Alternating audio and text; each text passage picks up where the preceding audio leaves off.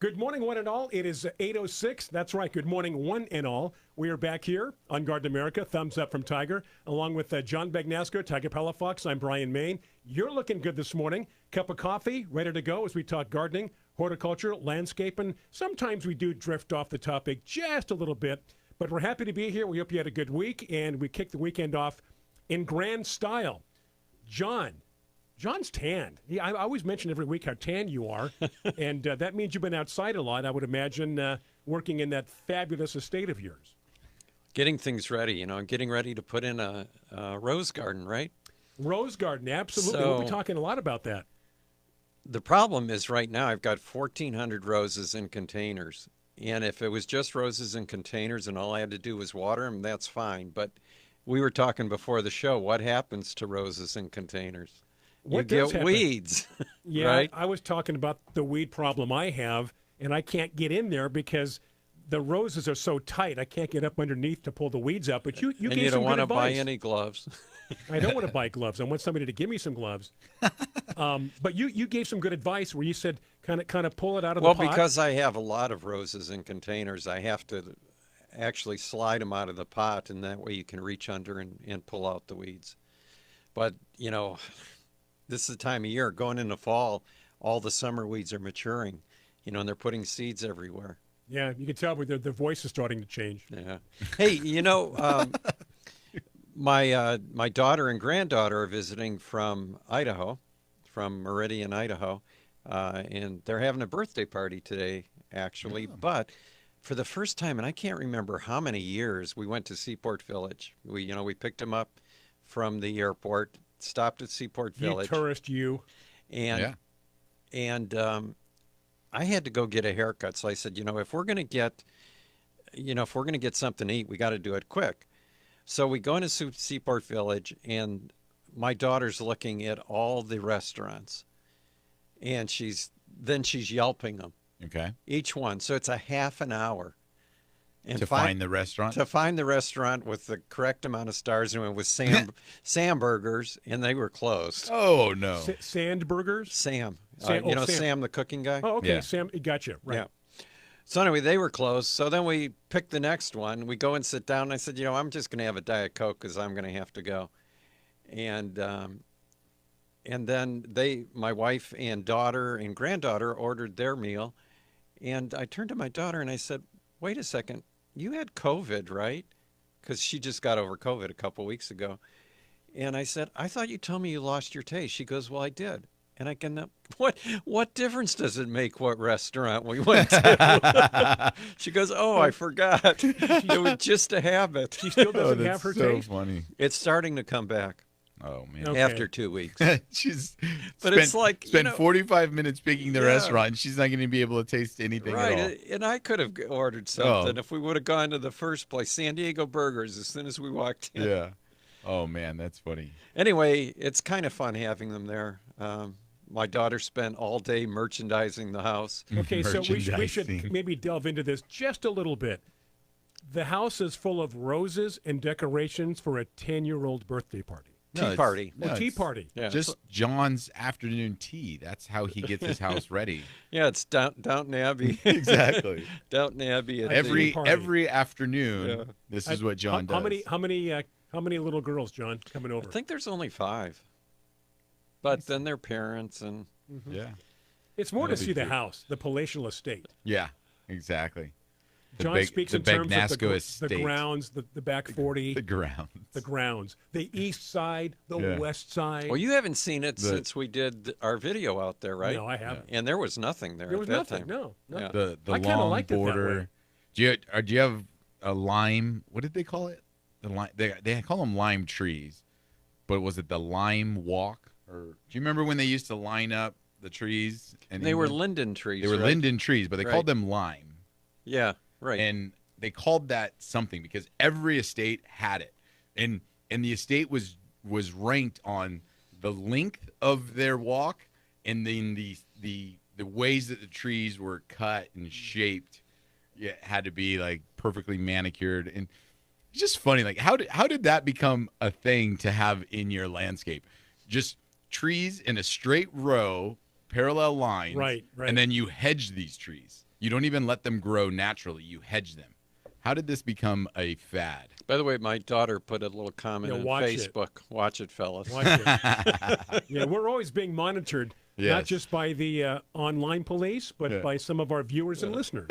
I should mention the happiest of birthdays to my daughter Gina and my There granddaughter you go. Kendall. Right. Happy Happy birthday. birthday. Yeah. Yay. And many more. All right. Well, John, yeah, that's very interesting. So anyway, I was thinking we were talking about this. I wonder if our listeners would be interested in this. We were thinking of maybe doing a series of videos as we landscape my home. In each section that we get into, maybe do a video of and show people what's going on and give them tips if they want to do a similar type project in their yard. Is that something you would like, those of you in Right. in Let us Facebook know. land? Sure. Let us know if you think that's Right. interesting. So we would do a series of videos as we develop John's property.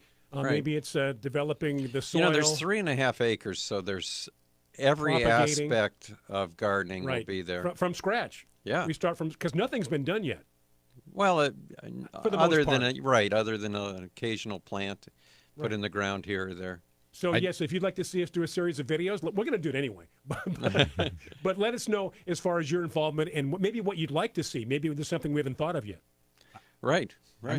I'm just thinking of 30 years from now when historians are documenting the Bagnasco estate in the Rose Garden, this famous Rose Garden in Fallbrook. In the private tours? In the private tours, and how there's going to have documented footage of how it evolved through the years. It's like you're going to the Marston House or Yes. the White House. And a picture of John and a little dossier about him, biography. Exactly. So you pull up and there's a sign that says the gardens are free, but if you want to tour the home, that's an additional charge. Right. Yeah, exactly. Yeah. Exactly. Okay, sounds terrific. Yes, the more information, the better. Absolutely. Yes.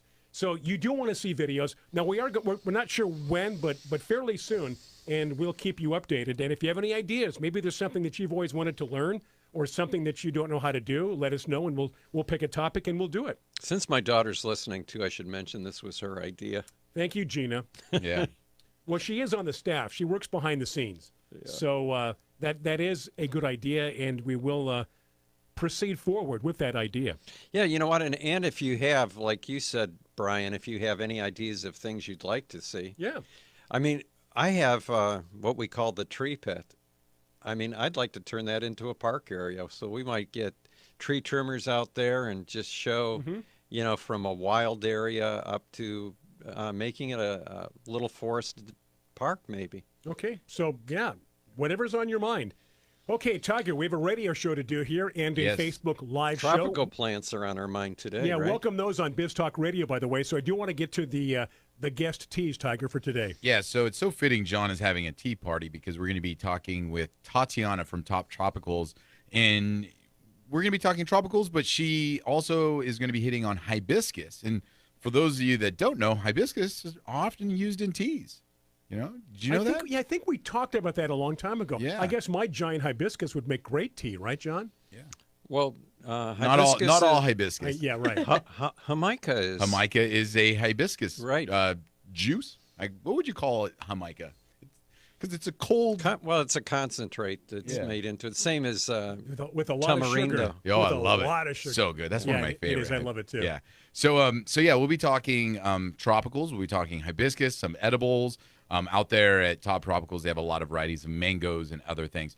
And, I'm excited because John included a picture I sent in the newsletter this week of my Plumeria flowers. Your mine haven't bloomed yet. Oh, yeah? I've got a lot of leaves, and they're very spread out, but yours look fantastic. And you brought up a good point in your video about overwatering Plumerias. Yeah. It's okay in the heat, but when things calm down, they don't need a lot of water. In fact, it's detrimental to them, right? Yeah, you got to back off. And one of John's cuttings that he gave me, I have to be real careful with because I planted it, and I kind of started to feel the stem get a little bit soft. Yeah. So I got to back off on the water to make sure it gets rooted. But it's growing. But sometimes Plumerias will do that. They'll grow. Yeah, that's the tricky thing, They'll right? grow. They put out new leaves and they're rotting at the base. Exactly. Hey, let's get to John's quote of the week, and then we'll take a break. Biz Talk Radio, Facebook Live, and come back with our guest, Tatiana from Florida, and we're going to be talking about tropicals, in particular hibiscus. John? Yeah, today's quote's from Robert Louis Stevenson. Oh, yeah. One of your favorite books, right? Very Ellis Through the familiar. Looking Glass. Yep. Anyway, he said it's not so much for its beauty that the forest makes a claim upon men's hearts, is for that subtle something, that quality of air that emanates from old trees that so wonderfully changes and renews a weary spirit. If I didn't know that was him, I would say John Muir. Yeah, you know what? I thought the same thing. Mm-hmm. Okay, it is break time, our first break, segment number 1 in the books. On the other side, we'll be talking with Tatiana from Top Tropical. Stay with us. Biz Talk Radio. This is Garden America. Brian Main, John Bagnasco, Tiger Palafox. Back after these messages on Biz Talk Radio. Facebook Live coming back much sooner.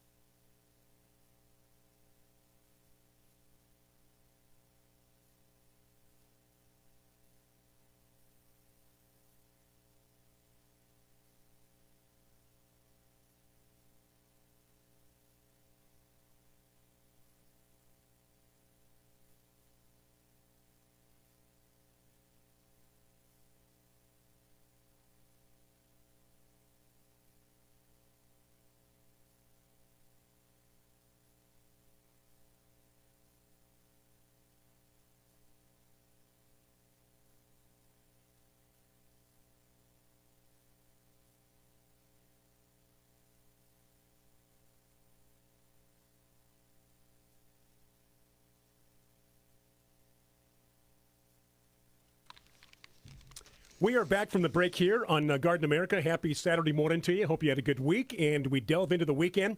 A lot of you start your weekend off with us, and for that, we are very happy and pleased that you do support our show here on Garden America. John Bagnasco, I'm Brian Main, Tiger Palafox. We have our guest ready to go, Tiger. Let's talk tropicals with Tatiana. Yeah, so this morning we have Tatiana Andersons from Top Tropicals out there in Florida joining us to talk about how to take care of all your tropical plants, no matter where you're at, because as we know, Tatiana, our listeners are all across the country, and when you have tropical plants, they don't live everywhere, so you need to know a little bit about them to be able to make sure that they grow. Good morning. How are you doing, Tatiana? Good morning. Excellent. How are you? Good. How's the weather where you're at this moment? Well, finally we got some relief from very, very hot weather. This summer was brutal, not only in California. I guess it's all over the world like that. So we had really hot summer, and right now it's just slightly getting under 90. So we really have a cool weather now. So 90 is cool, and then what's the humidity? 110%. Yeah, something like that. Yeah, probably 80, 85. Oh, wow. So we feel it. We feel it definitely.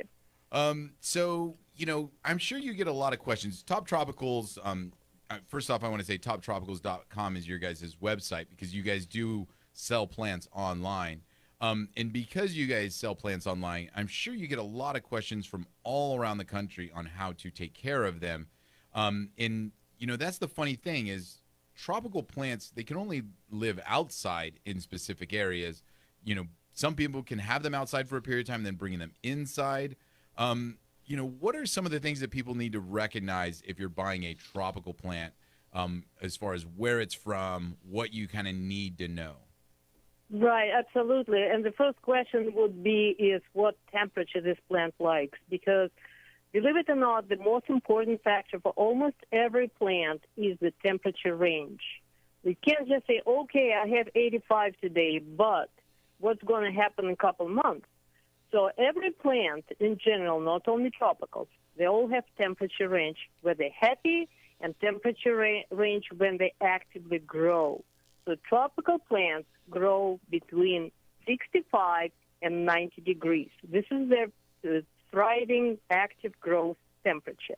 Everything below 65, it doesn't mean they're going to get hurt, but they get into kind of a sleep mode, you know what I mean? Mm-hmm. Above 90 degrees, they also kind of are waiting until a better time, so they don't have too much perspiration, so they have perfect conditions for growth. So both above 90 and below 65 is not favorable for tropical plants. So try to keep it in that range. Okay, so for people, Oh. which means it makes sense when it gets cold, when it gets especially below 40, you want to bring them indoors if you live in colder areas. A lot of plants, tropical plants, are more cold hardy than we think. They're more cold hardy than they are officially claimed to be. And there is examples. For example, Royal Poinciana. Everybody knows that's a beautiful, striking plant with red flowers that you can see in Key West, everywhere in Florida. It's kind of our signature plant. Everybody thought that this plant can only grow in a frost-free climate. Believe it or not, it does survive certain amount of freeze, very light frost. But will it be happy? So that's the question. So if you want your plant to happily flower, produce fruit, you need to keep them in certain temperature range. Now, another factor is as much important as the temperature is your fertilizing program, is how you feed your plants, because they also need food. Besides that, they get their photosynthesis from light, which is very important, but they also need nutrition. And it's a very, very big, vast area to discuss. We can talk about it forever, but I'm sure we can talk a little bit. It's a very important factor, how you feed your plant. So before we talk about the fertilizing plants, a little bit more on the temperature. So for people that, are in cold areas, you just got to keep it above that 65, the plant above that. That means, maybe bringing it on a porch or possibly even bringing it inside for a period of time. Now, on the other... Not necessarily keep above 65. You can still keep your plant. Let's say you have a beautiful hibiscus, cold-sensitive hibiscus that sits outside in your garden, and you don't have to bring it inside after as it gets down to 65. I mean, you don't want to expose it to freezing temperatures. Right. I'm just saying that 65 is the temperature when plants stop their active metabolism, which means you need to reduce watering, you need to reduce your fertilizer, you need to understand that this plant shouldn't be pushed. So there is two factors we're talking about. There is a cold sensitivity, which you don't want your plant to freeze, obviously. And there is active metabolism. This one is 65 degrees for tropical plants. So there's two different temperatures, 32 and 65. Does it make sense? Yeah, that makes sense. So yeah, definitely kind of you can protect them from the cold. Now what about for, regions like us on the West Coast or the like Southwest where, it gets hot but it's dry? What are things that people can do for their plants? Because, we get into the 90s, and I understand that, it's the metabolism aspect of it. They'll survive. They'll be okay. They're not going to be actively growing. But sometimes that hot, dry temperature can actually damage tropical plants as well. What are some things that people can do to protect them from that high, those hot, dry temperatures? Well, actually, I tell you from my experience, hot and dry is better than hot and wet. The combination when you have 90 degrees plus and you keep watering your plant because you think, oh, my God, there's not enough water. It dries out. Like you can see that the soil is getting dry right in front of you. And they keep watering that plant. It's not good because these conditions, when it's hot and humid and wet, they create all kinds of bacteria growth, pathogens growth. So this is something you want to avoid. So I'm not saying keep it crispy, but you want to keep it a little bit on the dry side. And a lot of species, of course, it depends on the species. Let's say if you talk about philodendrons or any other plants that grow in rainforests, right? They need high humidity, so it's a completely different subject. But when we're talking about flowering plants that obviously require a lot of sun and they enjoy high temperatures, they will enjoy dry weather. Because here in Florida, as we know, we're kind of opposite with California, with West Coast. We have hot and humid summer. And these conditions, they sometimes cause a lot of problems. We get fungus. Take mango, for example. Mangoes are very susceptible to fungal issues on their leaves. And sometimes it's very challenging to grow a mango tree in Florida, so we use all kinds of fungicides and stuff. But let's say where mango is from, India, a lot of areas are hot and dry. Hey, Tatiana, we're going to have to take a break real quick. Sorry to interrupt you, but when we get back, we'll continue talking with Tatiana Anderson from Top Tropicals. That we will. And again, those watching us on Facebook Live, any questions or comments for Tatiana or one of us, post them right there on our Facebook page. Those on Biz Talk Radio listening to last week's recorded show, thank you for tuning in. We are going to take a break. Segment number 3 coming up on the other side. I'm Brian Main, Tiger Palafox, John Bagnasco, Tatiana Anderson with us today, our guest here on Garden America.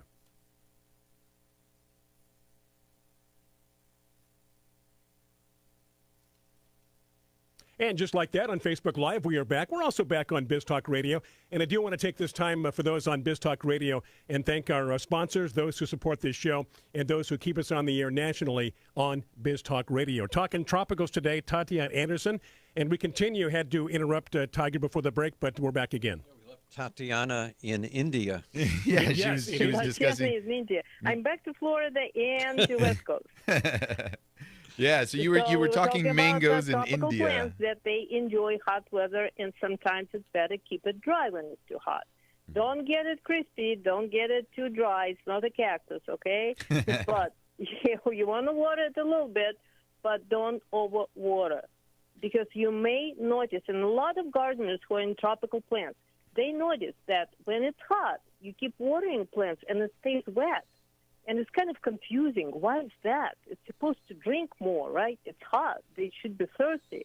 But on opposite, because, as I said earlier, their metabolism slows down above 90 degrees, this is why they don't dig too much. Be very careful with watering your plants during hot weather. All right.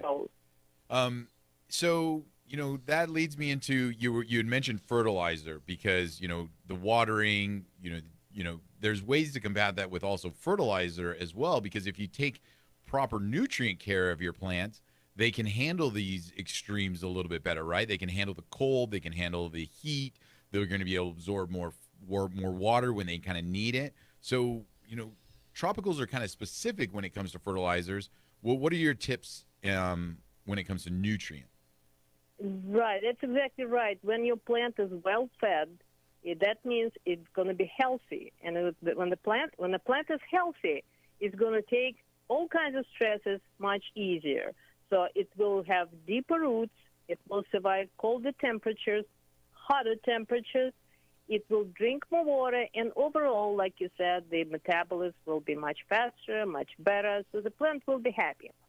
As far as fertilizer, there is a very important thing to understand, that all the plants need a lot of food to grow big and healthy. You got to do it right. How to do it right? We all like granulated fertilizer because it's easy. You just throw a handful, and usually it lasts during hot summer. It's a month, 2 months. Every 2 months, you put a handful of dry fertilizer, right? But you can only estimate how much you can apply. And if you put too much and the plant doesn't eat all that food that you gave it, then you're going to face a problem. And the first sign of the problem is when you see kind of a dry edges, leaves, dry edges around leaves. If you see leaf discoloration, these are first signs of your over-fertilizing, putting too much food. So the plant cannot consume as much. So it's like us, like humans. If you eat a big meal every day, you're going to face some serious health issues. So you got to eat just exactly as much as your body needs, right? Yep. So what we suggest, and we've been doing a lot of research on this topic for many, many years, for 20 years of Top Tropicals business and nursery existence. We've been doing a lot of research on nutrients. A plant needs just exactly as much as it needs. Don't give it more. So our new line that we're using for all our tropical plants is our Sunshine Boosters. These are liquid fertilizers. The reason why I always promote liquid fertilizers is because they're safer for plants.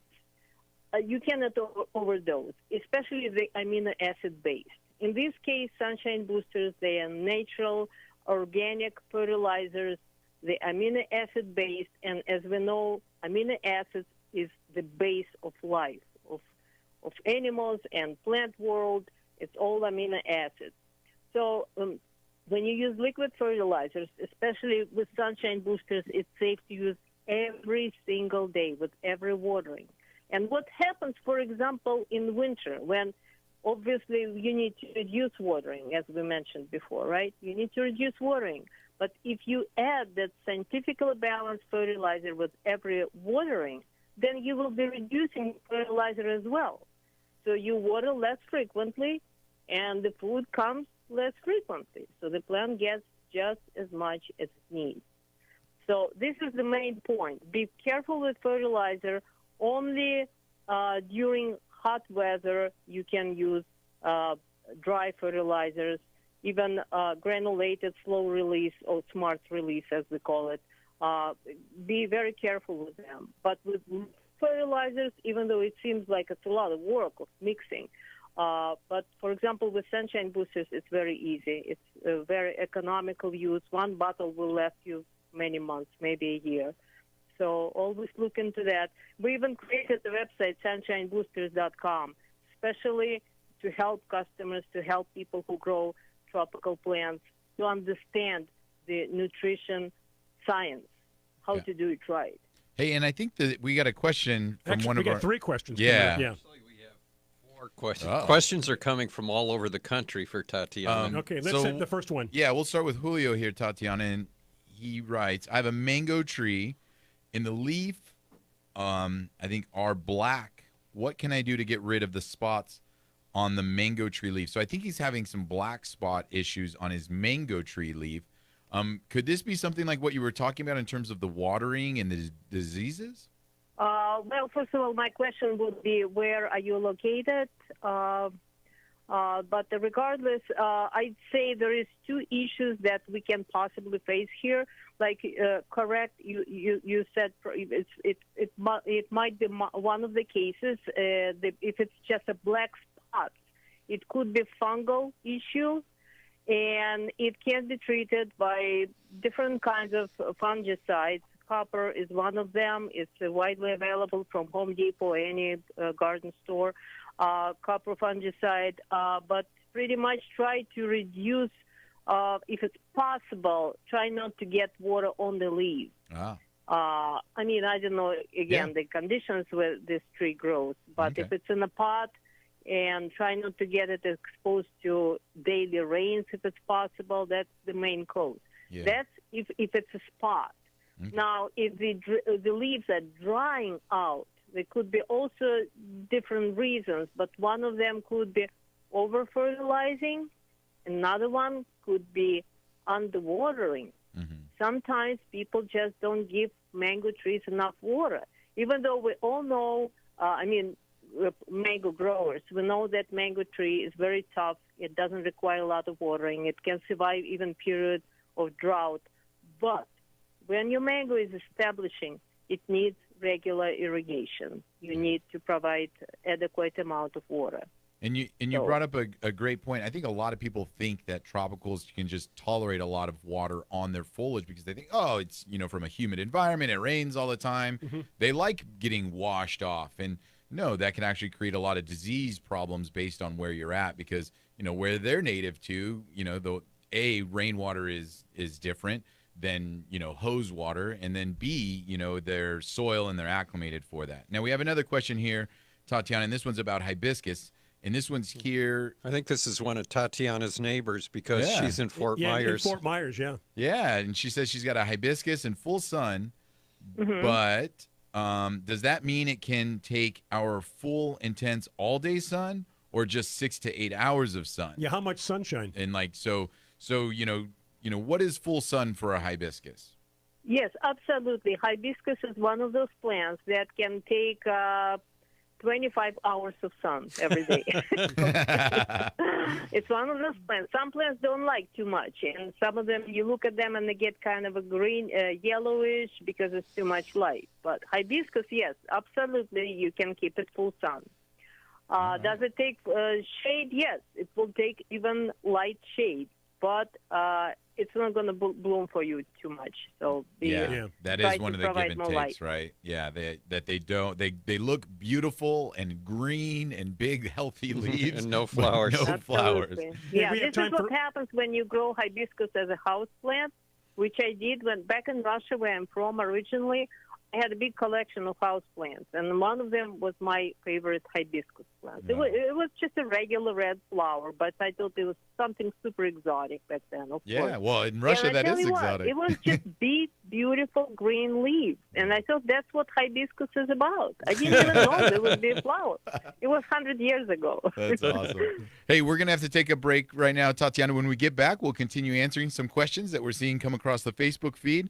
Once again, Tatiana Anderson from Top Tropicals, and I'll post that link to the fertilizer you were talking about as well. Yeah, and again, we are seeing a lot more questions coming in on Facebook Live, so keep them coming. We're going to get to everybody. And again, we appreciate you tuning in. Of course, those on Biz Talk Radio, you can always catch our show live if you want to take part, ask questions, by going to our Facebook page, Garden America Radio Show on our Facebook page. Biz Talk Radio, Facebook Live, going to take a break. Back with Tatiana after these messages on Biz Talk Radio. Stay with us.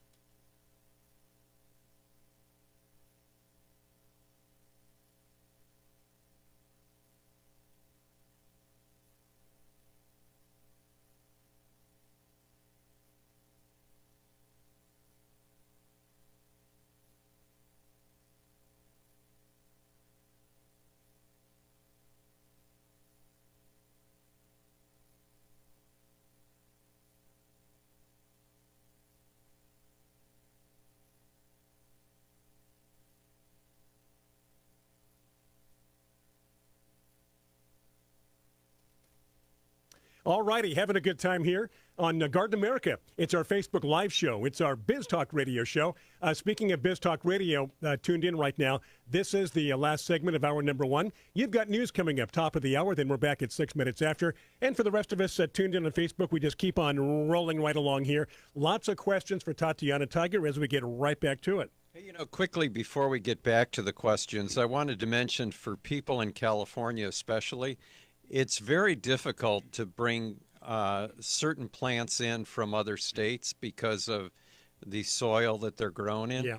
But a lot of Top Tropicals plants, as a matter of fact, most of them are certified for shipping into California. So if you go to their website, first of all, you'll probably spend all day there.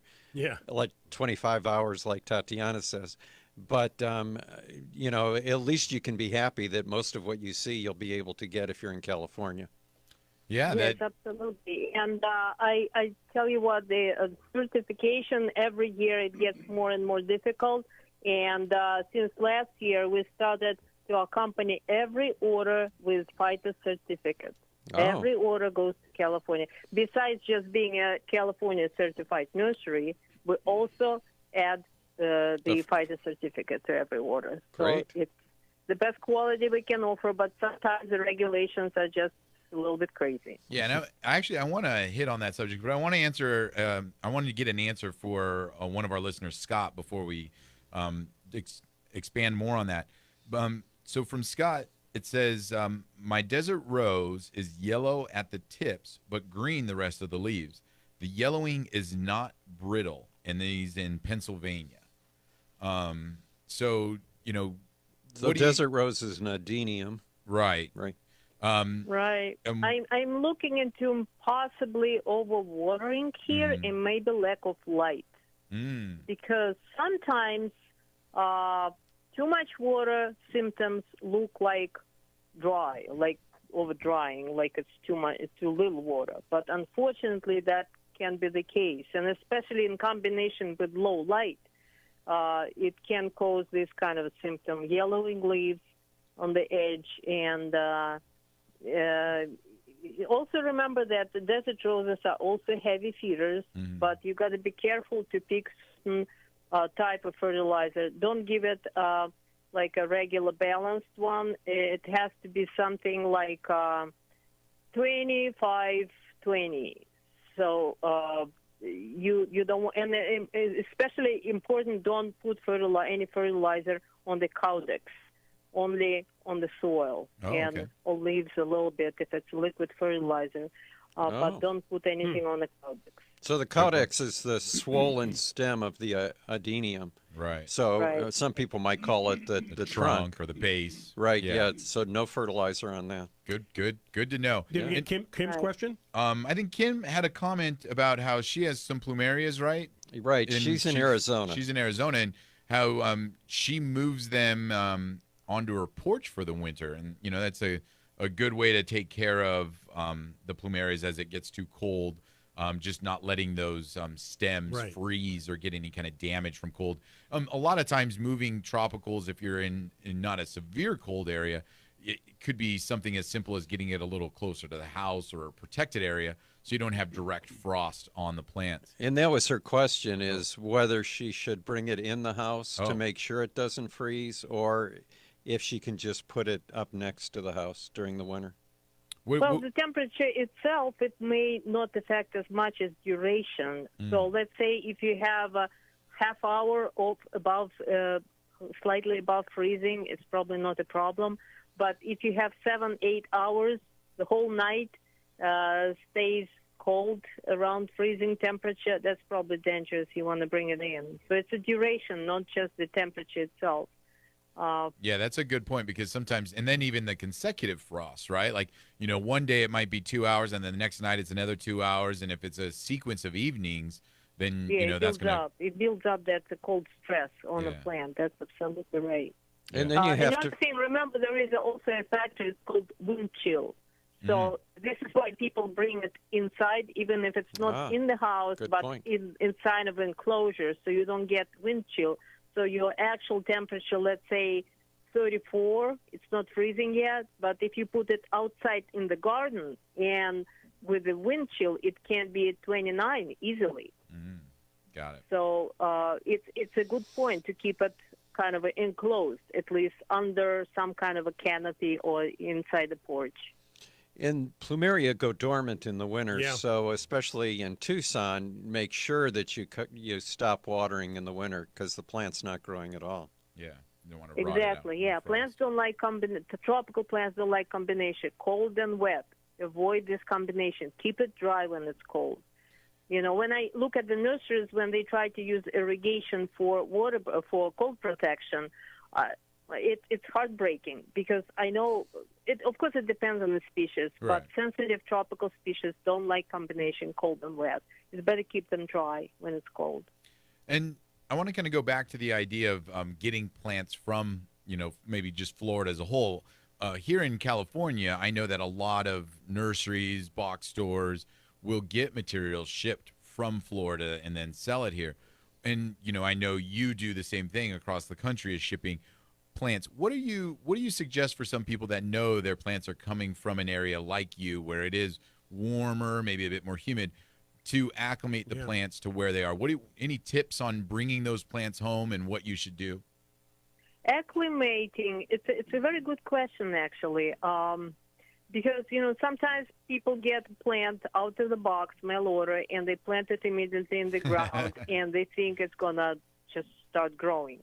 You got to understand that, first of all, it's a shipping stress. No matter if it was in a box or in a big truck, let's say somebody shipped you a truckload of plants for resale, right? That happens. Yeah. After that shock, give a plant a little rest. Plants are very slow to compare with animal world. In the animal world, metabolism and everything happens right away. With plants, it takes days, weeks, sometimes months to adjust to different conditions. Besides that, like you said, in Florida, it can be beautiful, 85, lots of sun, and then you bring it to Pennsylvania, and the temperature drops, who knows, let's say to 60, and there is only so much light available. And the plant says, wait a minute, what's happening? So hey, Tatiana, I don't want to, we're going to have to take a quick break. I'm so sorry to cut you off again. But when we get back, we'll continue talking with Tatiana Anderson from Top Tropicals and how to acclimate your plants for when you get them home. Right, and those on Biz Talk Radio News coming up top of the hour in just a very few moments here. So we are going to hold Tatiana over into hour number 2 on Biz Talk Radio. And, of course, on Facebook Live, we just keep on rolling along. And still plenty of time for your questions, your comments as we talk tropicals, hibiscus, anything tropical. A lot of great information coming from Tatiana Anderson this morning here on Garden America. That in mind, I should say, news coming up top of the hour. Facebook Live, quick break. We're coming right back here on Garden America. Stay with us.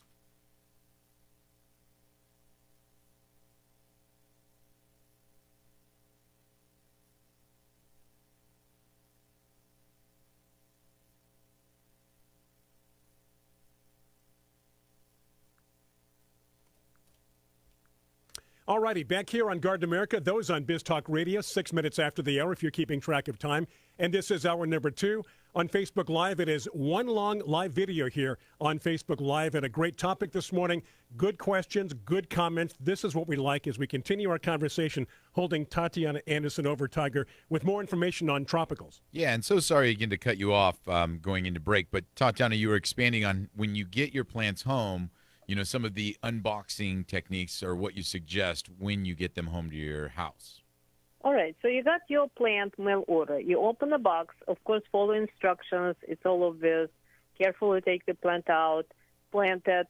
You know, make sure to use a pot exactly the size of a root ball. Don't use any bigger size pot, because what happens is if you put it in a bigger pot, there is a lack of oxygen and the roots may start rotting. And your plant is very slow in metabolism because it went through shock.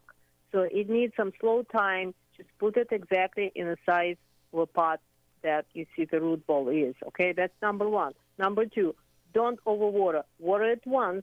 Put it in a nice shade area, not dark, very bright, but make sure there is no direct sun. And let it sit there for a few days. As you see that the plant looks okay, then you can gradually start moving it out a little bit to more sun, and don't water until you see that the soil is getting a little bit drier. If it's still wet, don't put any more water. That's the most important, the basic tips, how you take care of your mail order plants. Now, once you get your plant established, then you start thinking, okay, I got to give it some food. I got to give it some pushing. I want to grow it faster. Give me flowers, give me fruit, right? Yeah. We all want that. And we all feel the same way. And this is why I always say that try to use liquid fertilizer versus dry or granulated. Because liquid fertilizers, especially like the ones that we're using right now, Sunshine Boosters, they are safe to use. They don't build up salts in your soil. Because what happens with dry fertilizers, you got to understand that every fertilizer is a salt. It's salt. It's the same salt like you use table salt, same type. If you put too much in your soil, then you're going to have a problem. So if you use dry fertilizer, this salt can create nutrient lockup. It's a term that we use in horticulture, nutrient lockup. So if you use liquid fertilizer, then your plant is going to eat it right away. It's going to be consumed immediately because of the way the compound created. It's a scientific fact. So just trust me on that. Liquid fertilizer is better, even though we think, oh, it's such a long process, I have to mix it. But believe me, it's worth it. When you spend $50 on a good tropical plant, and maybe another $50 on shipping. After this $100 spent, do you want to just take a chance and give this plant some junk food? Give it something good and enjoy the plant. Make sure that it brings you good flowers and it stays with you for many years. Yeah, very So true. that's Be the patient. important part. Yeah, a little you make patience. the investment. Hey, lots of great information. Hey, Tatiana, I wanted to allow you to elaborate a little bit on. You had mentioned edible. We've been talking, hibiscus and plumeria and the desert rose. But you said edible plants, and I want to make sure that we mention to our listeners that some of the varieties of tropicals you guys sell online are edible tropical plants. What are some of the things that people can see from your guys' website as far as edible tropical plants? Well, in fact, people are getting more and more into edible landscape, and I see why. We all see why. And in fact, subtropicals is a big source of fruit trees and different kinds of edibles and spices and herbs and we're getting more and more varieties every year, as you can see. It's probably at least 50% of our inventory is edible and fruit trees. So we have lots of mangoes. We have close to 100 varieties of mangoes. Wow. Maybe didn't even know 50 there was. varieties of avocados, all kinds of avocados, Mexican, Guatemalan kinds. It's a long talk. We can spend the whole new topic about it. We have jackfruit, sugar apples, all kinds of papayas, loquats. Only loquats, I believe we have 15 different varieties. And those are very easy to grow, and especially if you have light frost in your winters are not that mild. If you have some freeze, they don't mind freeze. Loquats is very easy to grow. We have lots of tropical cherries, Eugenias, and Malpighia is a Barbados cherry. It's the highest vitamin C content fruit. It's amazing fruit. There's a lot of exotic fruit that some people may never even heard about, like Garcinias, Redias. Those are high metabolism plants, meaning the fruit. Those fruit are used for in with medicinal purposes. We have edibles like longevity spinach, and to be honest with you, I just switched most of my diet to that longevity spinach. It tastes so good.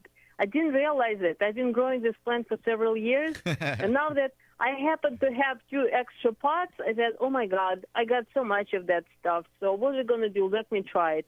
And I never was a big fan of spinach, but I cooked it, and this is our favorite dish at home. Now we make it with eggs, and the next thing I'm going to put a good recipe on longevity spinach because I didn't find anything in Google. I was trying to find for some recipes what to do with so many leaves because I did some cuttings and ended up with lots of material. And we actually ate it all. It's so good, and that's why it's called longevity spinach. I guess there is a reason for it. Yeah. And speaking of hibiscus, a lot of hibiscus plants are edible. Yeah. There is a hibiscus. It's called cranberry hibiscus. It's used in teas, and there is a hibiscus fertilizers that also is called salad hibiscus. It's also used in salads and in teas as well. And there is a lot of plants that normally we think they are ornamentals, but they can use as edibles. We have a whole section on our website, toptropicals.com, where you can just go and explore all and it's like you said, you can spend 25 hours there. There's pages and pages of edibles and spices, and everything is updated every day. If you see it on the website with a button order, that means we have it. We can ship it to you. Look at that. You can spend as much time looking at the website as a hibiscus needs light. So 25 hours. Yeah. Tatiana, thank you very much for joining us this weekend. Lots of great information. Toptropicals.com is the website. I also included the website to the fertilizer as well onto our Facebook live feed. Tatiana, thank you very much. Lots of good info. We will have you on again soon, and we'll just talk edibles because, it sounds like there's a lot to cover there as well. So have a good rest of the weekend, okay? Thank you very much for inviting me, and we'll talk about edibles a lot. Yeah. All right. Thank you so much. Wow, a lot of good information. Yeah. How'd we do there? Good? Yeah. There's a lot to cover there, right? It's funny. She mentioned, the longevity spinach and then having some, never trying it. You know the plant that she mentioned, John, that I never thought to grow as an edible? What? Eugenia. Oh, the berries. Yeah, I know they're edible. Right. And the ones that we see, see them with, what do they have, psyllid? No. Yeah. They have psyllid. They just have psyllid all the time, and they're just a nasty bush to me. The varieties of Eugenia that she's talking about have much larger fruits, I'm too. sure. Almost the size She of talked cherries. about hibiscus and all the sunshine. Well, this is interesting. I got to thinking because I have 2 of them. I've got one by the front door, which gets a lot of sun. Mm-hmm. It's blooming like crazy. I come home at night. There's all kinds. The other one's in the patio with less sun, and the blooms are so-so. Yeah. So I'm going to take that out, put it back with the other one where it gets a lot more sun, and see how that develops because it's not blooming as well as the one that's getting a lot more sun. Yeah. So I guess what she's saying is hibiscus, you can't give it too much sun, right? No, I mean, well, especially in Florida where it has a good humidity too. Right. Yeah. No, and the other thing too that I think people need to know is the varieties. So, when you're talking hibiscus flowers, there's varieties. So some are large, some are small, different things. Different colors. Yeah. People think that they can kind of, usually manipulate the flower based on the fertilizer and sun, and they can get them to fertilize, more flowers or less flowers. But a lot of it is just the variety. So you just need to be aware of what you have, because don't treat them all the same. Yeah, there's such a selection that, and some tolerate more cold, some tolerate more heat. There's know a what it lot is that you're buying. And she brought up a great point when they arrive after you've, the mail order, it comes in. Mm-hmm. People are impatient, like we were talking about. They want to take it out, put it in the ground or the pot, and let it go. It has to acclimate. Let it rest. Let it get acclimated to, especially a new area climate-wise. If it comes from Florida, no matter where it's going, and it's break time. You mail order. Oh, is it? Yeah, we'll take a quick break. Quick break here on the Biz Talk Radio Facebook Live. We're coming back with more on your weekend here on Garden America.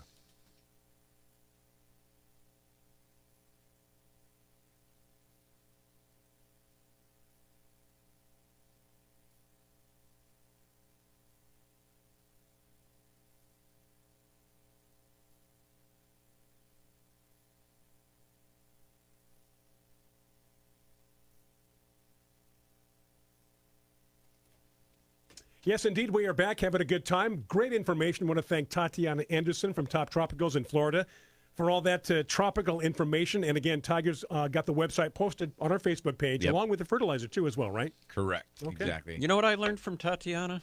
You learned that there's 100 varieties of I learned mango? that you can come into the radio station, and that's one thing. But active metabolism's a whole nother active topic. metabolism as it comes to getting acclimated. Yeah, that was interesting. I never really thought about that for tropical plants, active metabolism occurs between 65 and 90, Tatiana was saying. Yeah. And the plant kind of shuts down under 65 and over 90. So that's your safe zone. So that's where you've got to watch for, like she said, it's not going to hurt the plant. It's not going to freeze below 65. But you want to cut back on your watering and your fertilizing during that period, and the same thing when it's over 90. Well, just think where you live, if it gets to be close to 100, John, you're not very active.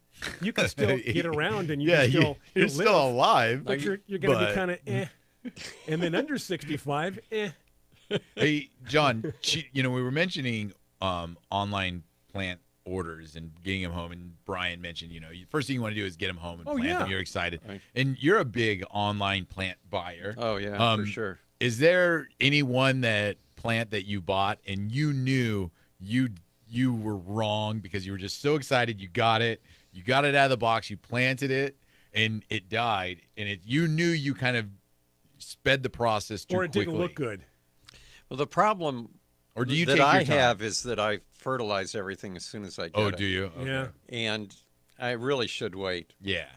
Yeah, you got to give it a little bit. But, right? Because of the years that I've been planting, I know to acclimate the plants. Yeah. But there's many plants that I've spent a lot on and then killed as soon as I got them. She talked about watering too, how people continue to water. Mm-hmm. And a lot of, we've had a lot of phone calls and emails over the years about, hey, my plant's not doing well or it died.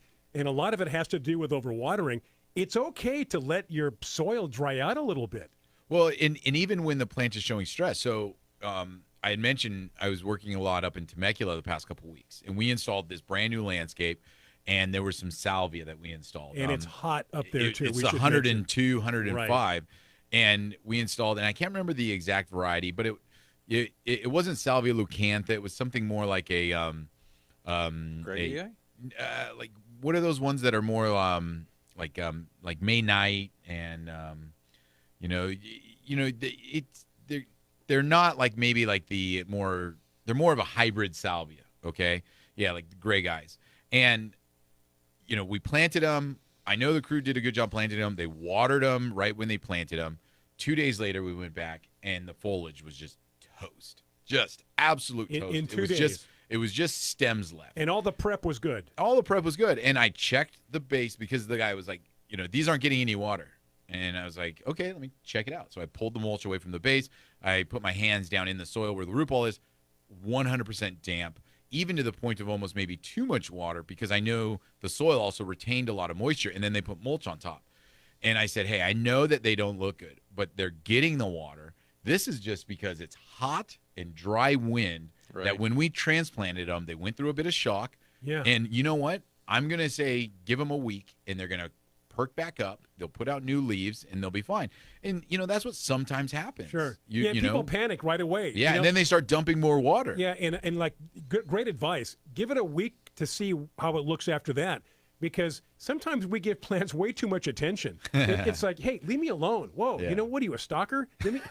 Let me do my thing. Your plants just run away when you come out in the backyard. But Corn that is- has a lot of problem that way. What does? Corn. Yeah, corn, With the right? stalkers, yeah. Yeah, a lot of stalkers. Hey, Dry humor. Yeah, joke. people are always trying to push the boundaries of where they can grow things, right? And when you think of a mango, even in Southern California, right, you've got to pick the right area for the mango to live during the winter.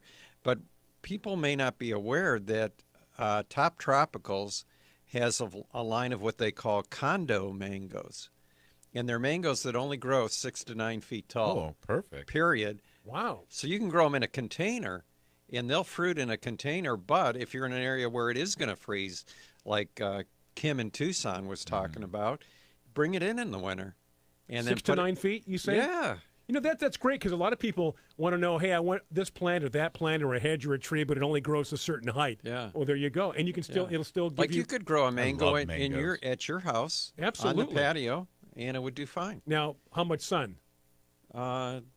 See? The more sun you get, the better, right? We're getting into the time of the year now where I'm getting less sun in the patio. It's that whole winter summer thing, John. We've always talked about how The solstice that and all solstice that thing stuff. and all Yeah, that. yeah. So what I'm trying to do now this year is move my plants accordingly to get a little more sun as the sun moves, instead of just keeping them where Comment they from are. one of our listeners, Dana. Plant. She says, Brian, get a condo mango. Oh boy, see what you've done, and I can get that from Tatiana. And you have a condo. Yes, and I know that when it does arrive, to just leave it alone for a few days, let it acclimate. Yeah. Hey, I think she's got several varieties too. I think like maybe 8 or 9 different varieties of condo mango. ones? Yeah. Condo mango. Hey, John, did you see the news about Kew Garden this past couple weeks? Maybe. What did they do? They set the record for the one botanical garden location with the most species of plants. Oh, no, I So- did not see that, but it doesn't surprise me. Right? They have 16,900 species of plants at Kew Gardens. That's more than I Kew have. Gardens? That's more than I. Well, not by much. John, so sad. Only That's by more- 100 or so. Yeah, Not much, John. that's more than I have. Kew Gardens, remember, has the oldest potted plant in the world. That was amazing. Yeah. I mean, and yeah, it's spectacular. And so, then England has the oldest light bulb that's still burning from like 100 or 200 years really? ago. Do they? Yeah. Thomas Edison? I- Thomas Edison's original light bulb still works. Yes. Does it? Yeah. Yep. But you won't buy enough light bulbs to keep them in business. That's why they give them so much life. Except maybe LEDs, which last Yeah, well, longer. that's what everybody's switching to, right? Right. So we go from that to light bulbs. I have a rose called Thomas A. Edison. Really? Never heard of that Is rose. it white? No, it's pink. I never saw him as a pink guy. Yeah. I never knew there was a Thomas Edison rose. You learn something new every day. Is there a Mark Twain especially rose? if you listen to Garden America. Is there a Mark Twain rose? I'm not sure. I'd have to look that As long up. as we're I think there speaking would. of I think historical there would figures, be. I think there would be a Mark Twain rose. He seems like somebody that needs a they rose. would want to name a rose in his honor. You know? What's that, John? A rose by any other name? Still a rose. Still a rose. That's right. All right. Yeah, that's that's a lot to decipher. Yeah, A lot- but in tropicals, when we were talking with Tatiana, there's so much to cover in so many different ways, and it's pushing the boundaries. Do you think people that live in tropical locations, where these tropical plants come from, now go to the reverse and they try to grow maybe succulents or cold? We're going to answer that cold question plants? on the other side because it's break time. So do stay with us. We have 2 more segments coming up here on Garden America. Whatever direction you want to go, your question does not have to be about tropicals. Anything you want to talk about, discuss, comment on, we are happy to take those questions on Facebook Live.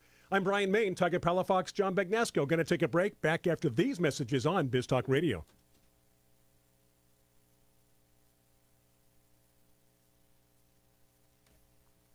Back with your garden buddies, the fellas here on Garden America for your Saturday afternoon, maybe Saturday morning. And, of course, we do want to mention our YouTube page after every show. We upload our shows onto our YouTube page, Garden America Radio Show. We invite you and urge you to go to our YouTube page and subscribe, like the page. Do it as many times as you want in terms of your friends, your family, so that we can help grow our YouTube page. And, again, that's a great way to watch any previous shows. Again, that's Garden America Radio Show on the YouTube page. Subscribe, like, and You know tell why your you friends. know why you should subscribe? I have my reasons. What are yours? Well, we were talking about possibly doing videos Yes. of landscaping my house. Those will be on YouTube. Yes, exactly. Yeah, because a lot of people said, yes, do those videos. Right. So That's if we what- do them, go to YouTube and subscribe, and it doesn't cost you anything, right? No, it doesn't. No. And to tell you something else, if you click the bell icon, once we post a video on YouTube, it'll notify you via email. I didn't know that. Yeah, so once we get those videos up, you subscribe to our channel, click the bell notification. Once we upload those videos, you will know. You'll be one of the first to know, and you can watch those videos on YouTube. All right. How about that, John? So what were we talking about just prior to the break? We were talking about Whether or not people in warm climates Yes, Right. try to push the boundaries. And Yeah. they absolutely do, because do you remember the one plant that Sharon Asakawa, when she did the show, was obsessed with trying to grow, and she couldn't, was peonies. Yep. And now there is a peony that does Right. marginally well here. But when my daughter moved to Idaho, one of the first things that I sent her was peonies, so she could plant some. We should try to contact someone in Alaska and prove Tatiana's point that a hibiscus would grow well with 24 hours of sunlight. And Oh, yeah, that's right. see if we can get someone in Alaska to grow one. I and saw they leave it Plumeria out there. blooming in January in Fairbanks, Alaska. In a greenhouse? Yep, of course, What is of course. what's the highest temperature you can expect in Alaska in terms of like the hottest time of the year, though? Because I would imagine I the think it intensity of the sun. gets near 100. Does it really? Yeah, like if they have unusual weather, they can be in the 90s, get close to 100. Yeah. But you know, then It'll it be drops dark for a long But then time. it drops down in the evenings, and then it's only for a period of time. Yeah. So, Yeah. You mean in the evenings between 1:30 and 2? that half hour. Yeah. Yeah, that's got to be wild, where the sun just doesn't quite go down, and then it's back up again. Or it doesn't go down. Doesn't go down at all. Yeah, a lot of greenhouses up there. Yes. Yeah. Do you know that one of the top peony producing areas in the country for cut flowers is Alaska? Really? Yeah. They have fields of them up there in Alaska the ground. does not get enough horticultural attention. No, they don't. At And it's all. actually a really strong horticultural area. Like, you know, John mentioned, like rich earth, you know, they have different things like the daylight hours and things like that can work to the advantage if you have the proper, you know, greenhouse, growing location, all of that. Yeah. So I think we're up to date on the questions too, as well. James made yeah. a comment that said, thanks for the great information on the sunshine booster fertilizer that Tatiana was talking which about. is a liquid. Yeah, he Yep. said that's his favorite fertilizer. oh, perfect. Yeah, good. That's good. Yeah. So again, we're caught up with the questions. So those on Facebook Live, post your question, your comment, and we will answer it. We will research it if we don't know. Yeah. Do you want me to send you a link to the condo mango that Dana wants you to order? Yeah, you might as well send it to my Gmail. Okay. Yes, absolutely. I saw this coming. But now, is this not a good time of the year, though? No, it's fine for California. Actually, a good time because it'll get acclimated without the hot summer heat, Yeah, right? true. You get more moderate temperatures going into the fall, and you're not going to freeze where you are. No, Yeah. plus And you have I'm- the patio. So. I'm curious to see how it's going to arrive, what it looks like. Oh, you want to see? Go to gardentube.com, and if you get the newsletter, there's a link in it. But the first one or two videos is may not be one or two now that I think about it. But anyway, it is on gardentube.com. There's a video that shows you how your plants are packed over at Top Tropicals. Oh, that's very cool. Yeah. But she does an amazing job. You'll be shocked when you get the plant. Here's a comment from Cheryl who says, they are doing some great things at the University of Fairbanks, which is the land which is the land grant university. Fairbanks is a major agricultural hub. The long days in summer produce amazing crops. Yeah. Well, you've seen pictures of those cabbages, right? Mhm. Yeah, Yeah. yeah. It's like oh my gosh, they're like 6-foot cabbages, right? You're right. They're just gigantic. Yeah. Almost the size of Romanesco. But it's all the long days and then cool temperatures that keep them able to be, like Tatiana was saying, the metabolism of the plant. Like if you can find out that window and then provide them as much light during that time, they're just going to keep growing. The thing Right. that stops plants from growing is either they're outside that window of temperatures or the daylight that they are restricted to in a 24-hour period. So as we're saying, if you have 25 hours of sunlight and your temperature range is within that growing 65 window, to 90. those plants are going to be amazing, Well, how many crops are they growing in warehouses? right? You know, with the artificial light. 24-hour. Yeah, they keep the light artificial on the whole time. Yeah, and they're cutting down crop time to be able to make it so something like that would take maybe 60 days is only taking 30 days. Yeah. Okay, Dana's pushing the envelope here. She wants a condo papaya also. Oh, she she's already. She must have that's gone to the already- website. I'm surprised you didn't get the She's notification on asking your if phone there that is the credit one. card got Here's charged. That's going to be the buzzword now. Do they have a condo this, a condo that? Is there a condo apple tree? What about a condo cherry tree? You know, now that I'm thinking of it, Tiger, wouldn't Babaco be a condo? What's Babak? What? Babaco papaya? Don't you sell those? No, You don't? no. The Babaco papaya. Yeah, it's not the Hawaiian type papaya, but it's kind of a cross, if I'm correct, between the Mexican papaya and the Hawaiian papaya. Okay. Babaco. And Sounds I like my It sounds like parrot's an name. awesome name. Is my parrot Babaco? My parrot. Babaco is my parrot. I love that name. feed him a taco. Hey, Babaco, come here. Oh goodness. If you're not good, you're going to be a Babaco taco. Babaco tacos. Now, question, because I love mango. Okay. Yeah, I yeah. absolutely love mango. But, peeling it, cutting it, is just always. I mean, there's a lot of effort. Yeah, to and then the getting to that seed inside it, succulent. and all of that. So, on But there on are a- freestone. Did you know that? so Mangoes. no seed. No, it has a seed, but the skin pulls away from it easily. Oh, really? Yeah. Oh. I wonder if they have a condo freestone mango, They because might. There's a because- lot of different ones. I How have many- if you want to borrow it, I have a book on mango varieties. a whole book. A whole book Was just it on mango that she said she had 100 varieties of? Yeah. Yeah. 100 varieties of mango. Yeah. Goodness. Well, and avocados too, which for us in Southern California is we don't always realize that there are a ton of varieties of Because they avocado put that do 2 or 3 in the grocery store. that do way better or grow fruit that's very much different from itself.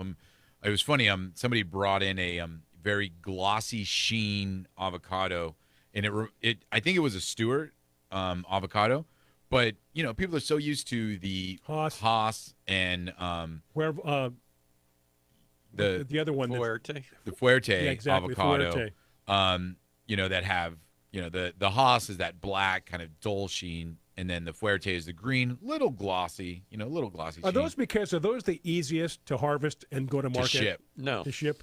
What's the reason for that? The reason is that at the beginning of the avocado industry in California, in what may be the 20s or 30s, there were probably 500 different varieties of avocado that were grown in California.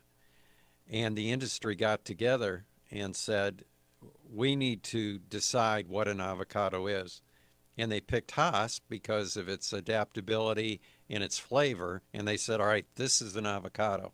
And we're going to market Haas as an avocado. So they got rid of the ones that were 2 or 3 pounds, the round ones, the different shaped ones. And they tried to standardize the fruit. So Because it's marketing. back then, Yeah. Marketing. most Good. Americans had no idea what an avocado No. was. Oh, hey, right? up until recently, I remember when I was a kid, my uncle, my cousins would come from Nebraska. Yeah. It was like, what is this? What is this magical fruit? What is this? It was such an avocado. We used it on I everything. told you the story that when I was a kid, I remember going to the supermarket with my mom, and there was a whole display of avocados, and We had never seen one, so we decided to splurge and buy one Because it was Yeah. expensive, I would Yeah, imagine. at sure. the time. So Yeah. we brought it home, cut it open, bit into it. It's like, oh, What this is is horrible. We got Who to would want take a to eat break. this? We got one more Hard segment as a coming up. rock. It's been a fast show. Maybe some more avocado stories from John when we come back. So if you have any questions or comments, still time. One more segment coming up here. Happy weekend to you, Brian Main, John Bagnasco, Tiger Palafox, back after these messages and our great supporters and advertisers on Biz Talk Radio.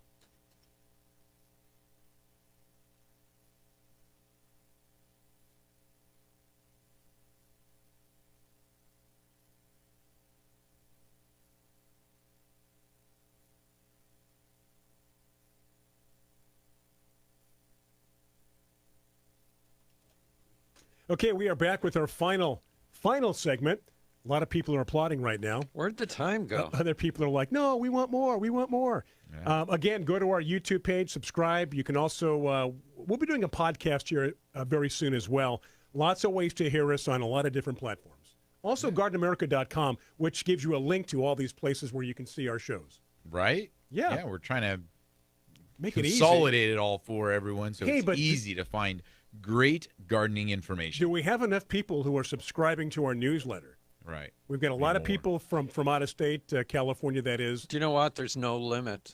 Really? Yeah, we're not going to, not- there's no cutoff. If Really? you want to subscribe, go ahead and do it. Subscribe to our newsletter. Now, I can hear somebody saying, how do you do that? You go to our you go to our website, right, Tiger? Right. Which Go to is www. Yeah, thank you for the www. Otherwise, HTTP : // Otherwise, I'd have no idea how to get there. I think it's on the homepage, correct? Yeah, it's just look for the subscribe button right there and click it. Put your email address in there, and It boom. arrives every Friday. So it's just right around gardenamerica.com, midnight. right? What time What time does it get sent out on Friday? Gardenamerica.com. Well, midnight? it depends where you are. But if you're in Sometimes in the middle of the night, I get it. Pacific time, it always comes out 5 a.m. John's on his computer at 5 a.m. And the every reason is Friday. because if you're on the East Coast, it would be 8. Right. You'd be starting your day. So go to gardenamerica.com. Forget the www. I don't want anybody to start the day without a newsletter. Yeah. And the newsletter has great information on the upcoming guest, John's great news articles, pictures that people send in. So, again, if you have something growing in your garden, you want us to see it, or the many people who follow our show, send it to John Bagnasco, john@gardenamerica.com, and your picture may be posted in our newsletter. Do you know who edited the pictures in this week's newsletter? You know, your Plumeria and everything else, Tiger? Kendall. Yep. All right. Nice. She went to PicMonkey. Yeah. Yeah. Nice. I Good for her. gave her a few prompts and said, you know, here's how to upload the picture and stuff. Yeah? Like, she had no problem. Oh yeah.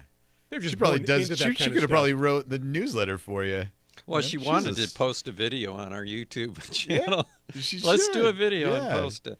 And we Yeah. are looking for different ways for John's articles to appear on different platforms here on Garden America as well. So Did you see the Did You Know? No, I didn't read it this week. You should have read that because I thought it was interesting. First of all, it's another plant that I need, Tiger. It's called the bullhorn acacia. And what's interesting is that most acacias produce a substance that repels insects, right? It's a natural defense. Right. Except the bullhorn acacia doesn't have that. So it's susceptible to attack. But what happens is there's a species of ants that climbs the bullhorn acacia and puts little holes in the hollowed out thorns, and they protect it from being attacked by anything else. Now, what is their vested interest?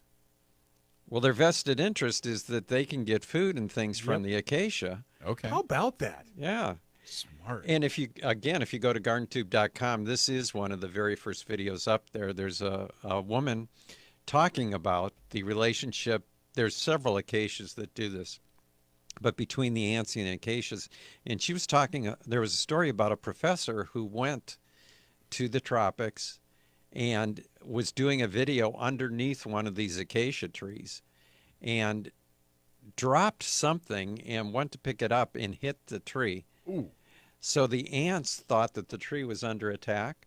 So they didn't climb down the tree. They just started raining on him. Oh my goodness. And he was covered within seconds, Wow, covered with ants, really? getting bites everywhere. Said it was one of the worst experiences of his entire Crazy. life.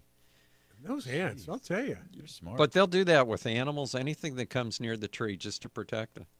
So they can have their food source. It's as you like to say, Brian, it's a symbiotic relationship. I've said that for many years. Symbiotic. Those are the kinds of things you learn if you sign up for the newsletter. For the newsletter. Right. yeah. And again, go to By our the way, YouTube page. the newsletter will come out every Friday. Yes. I've had, probably with the thousands of people who have signed up for the newsletter, every now and then we get somebody that unsubscribes, which hurts me personally. Yeah, you call them up and But, you ask. what well, I happened? can't because I don't get their email when they unsubscribe. But sometimes for a reason, they'll put, I get too many emails from you. It's What? like, Oh, well, okay. you Jim, only get one a one a week week, is too many. and it's always every well, Friday. They feel bad. They have and to we're have not a reason. selling anything. No, and we don't share your information either. You're protected. Yeah. So go to gardenamerica.com, our website, our webpage, and subscribe to the newsletter because hey, look, the guy down the street, that family, they probably don't subscribe. And then you have bragging rights. Yeah. You have one thing that you can tell them you get that they don't. Hey, Carla in Huntington Beach had planted a rainbow mix of carrots. Yeah, they came out interesting. Yeah, a lot of different colors. You get whites, purples. Purples, yellow, orange. Yeah, all different colors. And then Different shapes. Lenore from Canyon Country had a mix of serrano chili peppers and tomatoes that came from her garden. You see what Cheryl says? Is my signing up for the newsletter a symbiotic relationship? Yes, it is. Yes, it is. Absolutely. We've got about a minute and a half to go, guys, All right. on a jam-packed show. Happy birthday to John's family weekend. You know, Yes. you guys are gonna have a good weekend. What time John. does the tea party start, John? Yeah. You're not invited. It's Oh, only for what? 10-year-olds, Why'd you even Brian. start I'm with that? just curious. Yeah. You shouldn't be hanging around there either. I think, that's my intention, too. John was hoping. Yeah, I want to be outside getting my roses ready. Yeah. What are you looking at temps today? 90s? No, it's been relatively cool. I think the high yesterday was 79. Yeah, but you're different. Your 79 would be like maybe 72 here. I'm a little different, but I'm still like a lot of people, Brian. Yeah. Let's see. Fallbrook, the high today is going to be 79 again. Well, that's perfect weather to Yeah. go out and play around in your Yeah. roses. It is. The high today in San Diego, 75, right? Look at that. Hey, I think that's going to do it, guys. We're Awesome. going to stay on time for the network. Wait, Yeah. I got a few more things. Yeah, we'll that save it for next week because we're going to be back next Oh, week. God, I got to make notes then. Same okay. bat time, same bat station. So thank you so much for tuning in. I want to thank our guest, Tatiana Anderson, for the great tropical information. Have yourself a great weekend, a good week coming up. We're back here. Don't forget our videos coming up in our YouTube channel, Garden American Radio Show. Sign up, subscribe, like, click that bell notification. Until next week, I'm Brian Main for the entire crew. That's Tiger Palafox, John Bagnasco. Be safe, and we'll see you again next week here on Garden America. Take care.